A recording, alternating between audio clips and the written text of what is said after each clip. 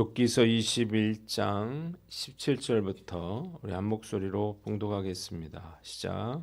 악인의 등불이 꺼짐과 재앙이 그들에게 닥침과 하나님이 진노하사 그들을 곤고하게 하심이 몇 번인가. 그들이 바람 앞에 건불같이 폭풍에 날려가는 겨같이 되었도다. 하나님은 그의 죄악을 그의 자손들을 위하여 쌓아두시며 그에게 갚으실 것을 알게 하시기를 원하노라. 자기의 멸망을 자기의 눈으로 보게 하며 전능자의 진노를 마시게 할 것이니라. 그의 달수가 다하면 자기 집에 대하여 무슨 관계가 있겠느냐. 그러나 하나님께서는 높은 자들을 심판하시나니 누가 능히 하나님께 지식을 가르치겠느냐. 어떤 사람은 죽도록 기운이 충실하여 안전하며 평안하고 그의 그릇에는 젖이 가득하며 그의 골수는 윤택하고 어떤 사람은 마음의 고통을 품고 죽음으로 행복을 맛보지 못하는도다. 이 둘이 매 한 가지로 흙 속에 눕고 그들 위에 구더기가 덮이는구나. 내가 너희의 생각을 알고 너희가 나를 해하려는 속셈도 아노라. 너희의 말이 귀인의 집이 어디 있으며 악인이 살던 장막이 어디 있느냐 하는구나. 너희가 길 가는 사람들에게 묻지 아니하였느냐. 그들의 증거를 알지 못하느냐. 악인은 재난의 나를 위하여 남겨둔 바 되었고 진노의 나를 향하여 끌려가느니라. 누가 능히 그의 면전에서 그의 길을 알려주며 누가 그의 소행을 보응하랴. 그를 무덤으로 메어가고 사람이 그 무덤을 지키리라. 그는 골짜기의 흙덩이를 달게 여기리니 많은 사람들이 그보다 앞서갔으며 모든 사람이 그의 뒤에 줄지었느니라. 그런데도 너희는 나를 헛되이 위로하려느냐? 너희 대답은 거짓일 뿐이니라. 아멘.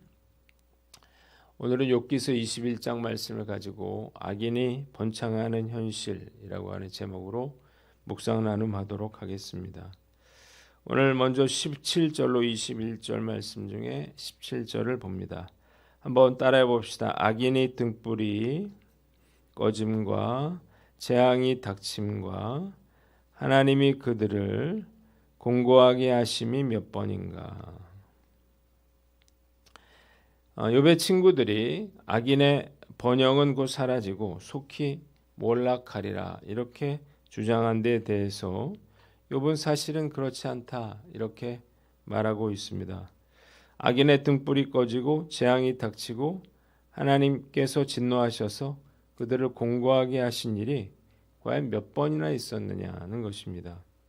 그들이 바람 앞에 건물같이 폭풍에 날려가는 겨같이 된 적이 있었느냐는 것입니다. 드물다는 거죠.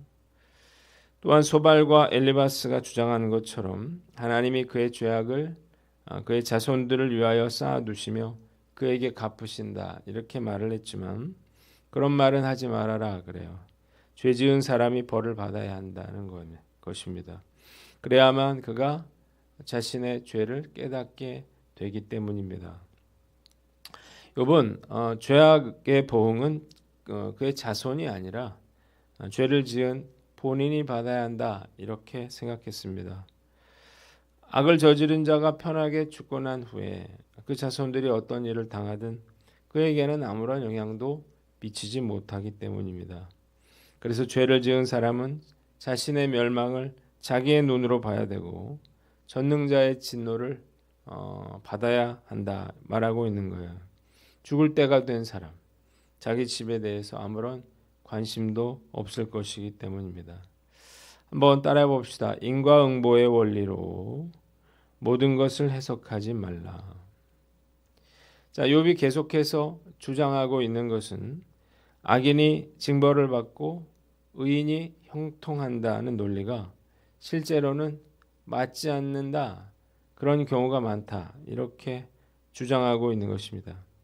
오히려 욥은 악인이 재앙을 당하는 경우가 드물다. 이렇게 말해요. 인정하고 싶지 않지만 그리 틀린 말 같지는 않습니다. 요즘 대학 입시는 학생 본인의 능력뿐만 아니라 부모의 다양한 지원과 또 도움이 필수적이죠. 안타깝게도 가난한 그러한 부모를 가진 자녀는 이런 입시제도 하에서는 좋은 학교 가기가 쉽지 않습니다. 예전에 한 대형 교회 목사가 본인 교회에서 서울대를 수십 명 보내노라 이렇게 자랑하는 걸 들은 적이 있는데 그의 말을 들으면서 착착한 그런 마음이 들었어요. 이런 상황에서 좋은 학교에 갔다고 하는 것이 다 하나님의 축복을 받은 증거도 아니고 또 입시에 실패했거나 원하는 학교에 가지 못한 친구들은 이런 말이 정말 상처가 될 수 있기 때문입니다. 성공하고 형통한 사람이 다 하나님께서 주시는 그러한 복을 받았기 때문이 아니고 고통받고 어려움에 처한 분들이 다 믿음이 부족해서 그러한 고통을 받고 있는 게 아니라는 것입니다. 얼마든지 악인도 형통할 수 있고 의인도 고난받을 수 있다고 하는 것입니다. 인과응보의 원리로 우리가 모든 것을 해석해서는 안 되겠다는 거예요. 한국교회가 축복을 강조해서 성장했어요. 그래서 그만큼 또 많은 성도들이 죄책감으로 고통받고 있지 않습니까? 잘된 일에 대해서는 그냥 진심으로 축하해주면 되는 거예요. 그리고 어려운 일 당한 사람들은 위로해주면 되는 거예요. 그것이 복이네 징계네 따질 필요가 없는 것입니다.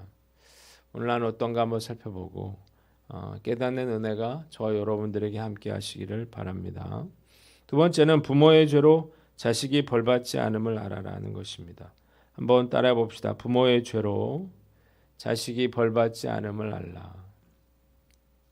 욥의 친구들이 하나님은 그의 죄악을 그의 자손들을 위하여 쌓아두시며 그에게 갚으신다 이렇게 말했는데 이 말은 틀린 말이었습니다. 성경은 부모가 자식의 죄로 또는 자식이 부모의 죄로 징벌받지 않는다 이렇게 분명하게 밝히고 있기 때문입니다. 예레미야 31장 29절에 그때에 그들이 말하기를 다시는 아버지가 신포도를 먹었으므로 아들들의 이가 시다하지 아니하겠고 신포도를 먹는 자마다 그의 이가 신 것 같이 누구나 자기의 죄악으로 말미암아 죽으리라 이렇게 기록되어 있습니다. 부모가 물론 자신의 지은 죄로 인해서 하나님의 징계를 받게 되면 이로 인해서 자식이 고통받을 수 있겠죠. 그러나 이것은 자식이 부모의 죄값을 치르는 건 아니에요. 단지 부모로 인해서 환경적인 그런 어려움을 겪는 거죠. 얼마든지 자식은 부모와 다르게 살 수 있다는 사실을 우리가 알아야 합니다. 오늘 난 어떤가 한번 살펴보고 이런 쓸데없는 생각에 빠지지 않는 저와 여러분들 되시기를 바랍니다. 두 번째 본문은 22절로 26절인데 26절을 봅니다. 한번 따라해 봅시다. 이 둘이 한 가지로 흙 속에 눕고 구더기가 덮이는구나. 욥은 인간이 이해할 수 없는 그러한 하나님의 주권적인 통치에 대해서 이야기하고 있습니다. 하나님은 온 우주를 자기의 뜻대로 그렇게 통치하시는 분이기 때문에 인과응보의 논리 같은 것으로 하나님을 가르치려 해서는 안 된다는 것입니다. 어떤 사람은 건강한 몸으로 평생 번영과 평안을 누리며 살고 어떤 사람은 죽도록 가난하고 고통 가운데 살아가는데 그러나 둘 다 흙 속에 눕고 구더기에 덮이는 신세가 된다는 거예요. 한번 따라해 봅시다. 하나님의 주권을 인정하라. 자, 번영과 평안을 누리는 자가 다 의인이 아니에요. 악인이 될 수도 있습니다. 또한 가난과 고통을 겪는 사람이 악인이 아니고 의인일 수도 있는 것입니다. 한낱 피조물에 불과한 인간이 하나님께 이것이 잘못된 것이라 이렇게 가르치려 들어서는 안 된다는 것입니다. 우리 인간의 짧은 지식으로 하나님의 생각과 뜻을 이해하기가 어렵기 때문입니다. 과학자들이 모여서 우주의 신비에 대해서 토론하는 걸 보면 정말 신기해요. 그러나 그들이 각종 그런 다양한 이론으로 우주의 신비에 대해서 설명을 하고 있지만 과연 그들의 말이 맞는 걸까? 그런 의문이 듭니다. 인간이 우주에 대해서 알고 있는 것 정말 적은 부분에 불과하기 때문이에요. 정말 먼 데서 그걸 만안경으로 쳐다보고 이러쿵저러쿵 하는 게 사실 그 수박 겉핥기 같아 보이기 때문이죠. 우주의 한 점에 불과한 지구라고 하는 별에서 먼지보다 더 적은 존재인 인간이 과연 천지만물을 창조하시고 다스리시는 그 하나님에 대해서 얼마나 이해할 수 있을까? 인간이 우주를 이해하는 것보다 더 그 하나님을 이해하기가 더 어렵지 않을까 그런 생각이 들어요. 그러니까 인간은 하나님을 이해할 수 없는 것입니다. 당연히 하나님을 판단하는 것은 가당치도 않은 일이에요. 그런데도 우리가 조금만 이해되지 않는 일이 생기면 하나님과 따지려고 하고 불평하고 원망하는 거죠. 하나님이 행하시는 일은 인간의 논리와 상식을 초월한다는 사실을 믿으시기를 바랍니다. 그래서 우리가 함부로 그 하나님이 행하시는 일에 대해서 이러쿵저러쿵 우리가 따지고 판단하려 들어서는 안 된다는 거야. 다만 우리가 하나님의 주권을 인정하고 믿음으로 순종해야 하는 거야. 오늘 난 어떤가 한번 우리 자신 살펴보고 어떤 상황이든 하나님의 주권에 순종하는 저와 여러분들 되시기를 주님의 이름으로 축원합니다. 마지막으로 27절로 34절인데 34절을 봅니다. 한번 따라해 봅시다. 너희 대답은 거짓일 뿐이니라. 욥은 친구들의 생각을 알고 또 그들이 자신을 해치려는 속셈도 안다. 그렇게 말하고 있습니다. 그들이 자신을 악인으로 몰아세우기 위해서 궤변으로 잘못된 논리를 펼치고 있기 때문입니다. 그래서 그는 길 가는 사람들의 말을 인용해서 하나님이 진노하셔서 재앙을 내리셔도 항상 살아남는 자는 악한 자라 이렇게 말해요. 악인이 악을 저질렀다고 해서 즉시로 처벌받는 건 아니라는 거예요. 사람들은 악인의 위세에 눌려서 그의 허물을 공개적으로 면박하고 책임을 물을 수 없습니다. 악인들은 죽은 후에도 명예롭고 호화스럽게 그렇게 무덤에 장사되고 많은 사람들이 장래 행렬을 따라요. 때문에 악인들이 즉시 심판받는다라고 하는 그들의 말은 다 헛되고 거짓된 것이라 이렇게 말하고 있는 것입니다. 한번 따라해 봅시다. 사랑의 마음을 가져라. 자, 욥이 친구들이 이 권면하는 것이 거짓되고 헛된 것이라 이렇게 판단을 한 이유가 무엇인가요? 그들의 충고가 자신의 상황에 맞지 않고 무엇보다 사랑과 애정이 담겨 있지 않기 때문입니다. 누군가를 권면하고 충고하려면 첫째로 객관적이어야 됩니다. 두 번째, 상황에 맞아야 됩니다. 세 번째, 어떤 사랑과 애정이 담겨 있어야 하는 것입니다. 우리가 이렇게 누군가를 충고할 자신이 없다면 차라리 침묵하는 것이 나을 것입니다. 오히려 상대방에게 고통을 주고 그리고 거짓되고 헛된 말이라 이렇게 말을 들을 수도 있기 때문이에요. 이 세 가지 중에 가장 중요한 것은 사랑과 애정의 마음을 갖는 것이라 이렇게 생각이 듭니다. 정말 사랑의 마음이 있다면 이 친구들에게 욥을 사랑하는 마음이 있다면 이렇게 무례할 수는 없을 것 같아요.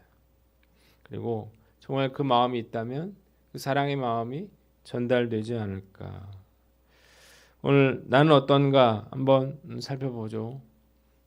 과연 나는 누군가를 충고할 때 가르치려는 마음보다 사랑하는 마음이 더 큰가. 사랑이 없으면 어떤 말과 행동도 울리는 꽹과리와 같다는 사실을 깨닫고 우리가 사랑의 마음을 품을 수 있는 저와 여러분들 되시기를 주님의 이름으로 축원합니다. 기도하겠습니다.